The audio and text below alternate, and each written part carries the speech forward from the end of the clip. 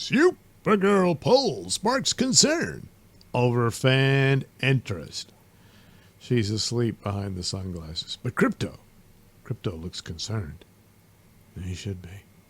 A new Supergirl poll from Comics Explained adds more concern about fan interest ahead of release. YouTuber Comics Explained has over 2 million subscribers and pulls in a hardcore comic book audience, which makes the results stand out even more.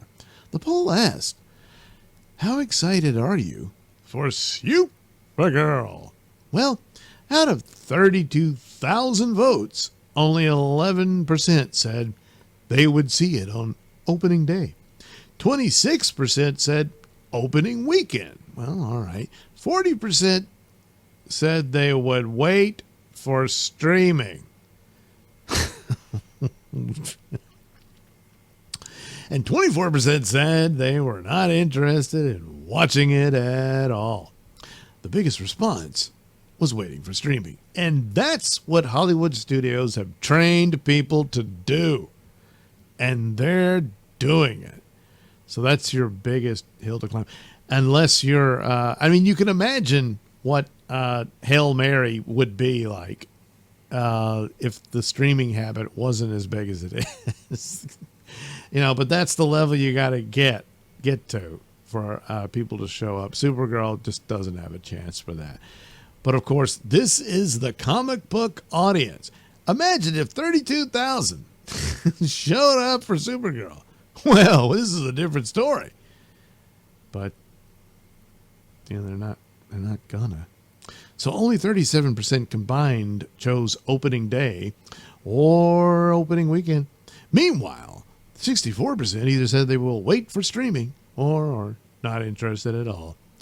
For a DC movie tied to the new DCU, those are weak numbers. Supergirl is supposed to be one of the key follow-up films after Superman. It's the only follow-up film. So the lack of urgency is hard to ignore. The poll also follows the recent trailer, which is supposed to create hype, not the opposite. Well, you heard Millie's response, right? She's already, hey, it's tough being a woman in Hollywood or whatever. And yeah, Millie, don't go full Ziegler. Just don't. Anyway, a poll like this also matters because the audience behind it.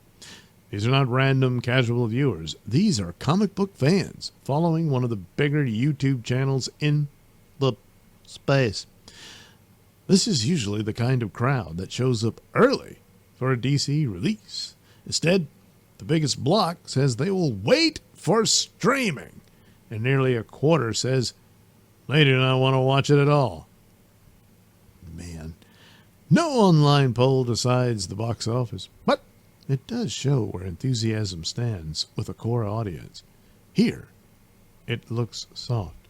Now look, I know it makes your blue eyes red, but it's just the situation, The poll also fits the concern already surrounding the movie. Supergirl has been described as a pricey risk. Now, I'd heard earlier that it only had a $100 bullet budget. Jeez. A $100 million budget, which is, by today's standards, rather cheap.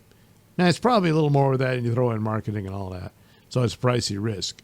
And that's a mistake, too, when you couldn't have been certain about Superman. Since Superman failed, Supergirl's in a much, much worse position. And the idea that this is supposed to generate excitement for the DCU overall, that's the position she's placed in because of the failure of the previous movie. And this is not a movie that was ever going to do that, I don't think.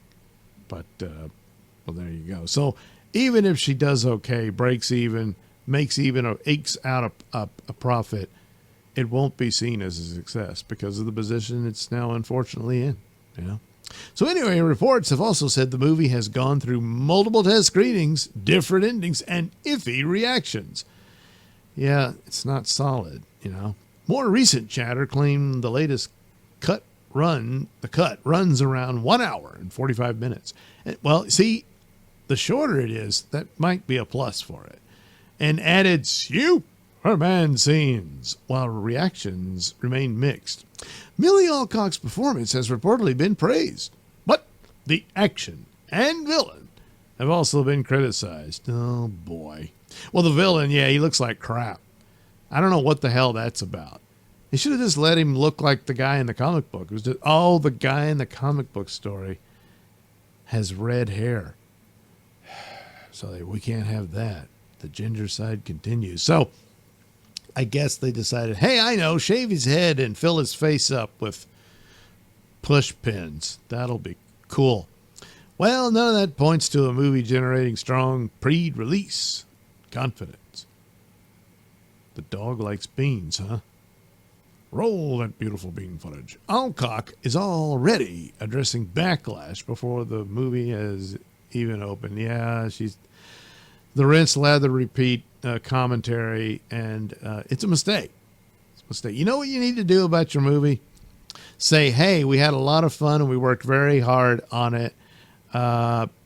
Please come and see it, and I really hope you enjoy it. That's it. Your obligations are met. That's what you do.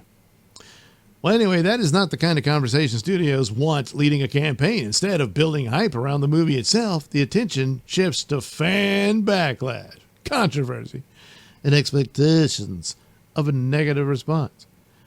It also gives the impression they are already bracing for trouble. Well, who are these guys? Oh, yeah. The DC split is still hanging over all of this. A recent Critical Drinker poll showed 90% of his fans preferred Zack Snyder's Man of Steel to James Gunn's Superman. Supergirl is releasing into that same divided fan environment. Yeah, there's just more negatives than pluses here, you know. So anyway, now the movie is dealing with soft excitement from core comic fans. Reports of mixed test screenings, talk of multiple endings, and a fan base still split over the direction of DC. Taken together, it is another warning sign for Supergirl. Yeah, it's unfortunate. But just stop stepping on the rakes in the yard, you know? It's going to hit you right in the face. Oh, well. What are you going to do?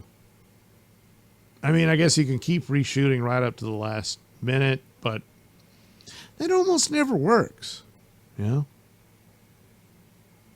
I mean, I guess the last time it seemed to have worked was for World War Z, where they had to reshoot the latter half of the movie because it was so bad. And then, it's not a bad film. It was all right. So, hey, maybe Supergirl can be that next movie. They reshot it, fixed it, and then the few people who do show up, and some of them said in the poll they will, and then go, you know what? This thing was way better than I thought it would be. It's good. I mean, lowered expectations can also be a plus. So if you go in there, you know, this is good, you know. And if that happens, well, then you know, that can help. But it's just in a bad position all around. And some of the factors is not to the fault of the film or its performers.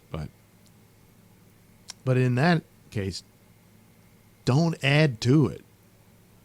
Don't step on the rake in the yard.